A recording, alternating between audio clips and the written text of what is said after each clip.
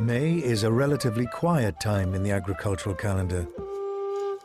So Stuart and expert charcoal burner Dr. Malcolm Stratford are going to try turning wood into charcoal, a valuable item in the 17th century. What we've got is an open lattice, and we pack this with dry material, tinder, bits of twigs, bit of dry bark, you know, little chippings, and we pack it down the middle. We then stack all our proper wood around it. Charcoal burning's probably been going on thousands of years, to be quite honest. In the 17th century, charcoal burning really powered the beginnings of the Industrial Revolution.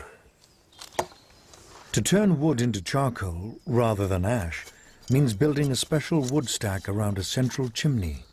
Getting the flue just right is vital.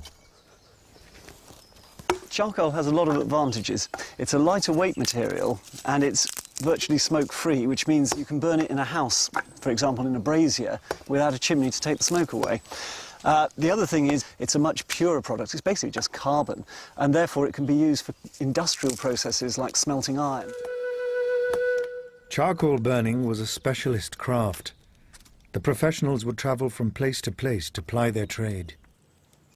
The charcoal burners in the 17th century were almost a race apart, a bit like the Romany gypsies were, who almost spoke their own language, lived quietly in the woods, interacted only with themselves and almost nobody else. It's curious that you find no surnames that would indicate charcoal burning as a profession, and you find no wills or inventories for charcoal burners.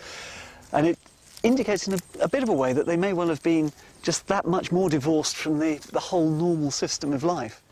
It may be slow and laborious work, but it's also highly skilled, requiring diligent attention. There's a lovely account in one of the Icelandic sagas, Hrafnkel saga, I think, where there was, I believe, a man fell asleep while making charcoal. It all caught fire, and the 80 square miles of forest was burnt down. Well, there's now only 3 small woods left in Iceland. Most of the saga was about who should pay for the damage. The chimney flue finished. Malcolm and Stuart can surround it with the wood they hope to turn into charcoal. In the 17th century, industry was on the rise, and so the need for charcoal was growing ever greater. Britain's woodlands were devastated to meet demand. By lunchtime, Stuart and Malcolm's stack of wood is slowly disappearing beneath a layer of bracken and earth. The whole purpose of which is to make sure when you burn it, the air doesn't get through. If you were to let the air in at any time when the charcoal's hot, before you know it, you've got an enormous bonfire, and if that happens, you get ash, and of course no charcoal.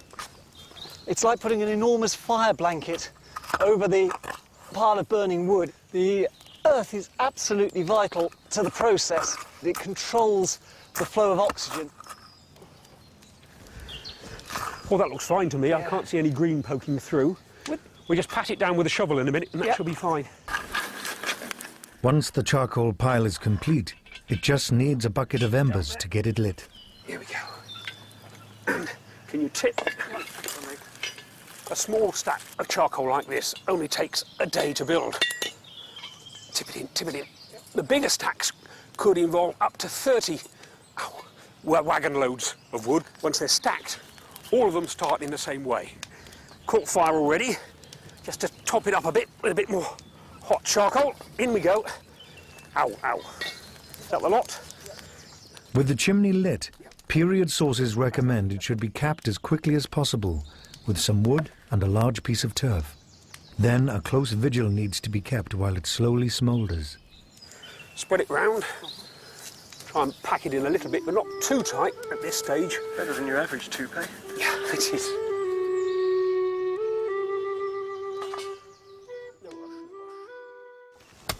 Down in the woods, it's difficult to know how successful the charcoal burning has been. There's only one way to tell for sure. Crack it open and see how much charcoal is inside. Oh good, that's really brilliant stuff there. The fire has basically gone out and the heap's cooled down. There are a few bits that are still brown, not black, but this isn't wasted. All that would happen is a real charcoal burner would take these half-burnt bits and put them straight back into the next burn. Oh, look at this bit. That's just beautiful, isn't it? Very nice, very soft.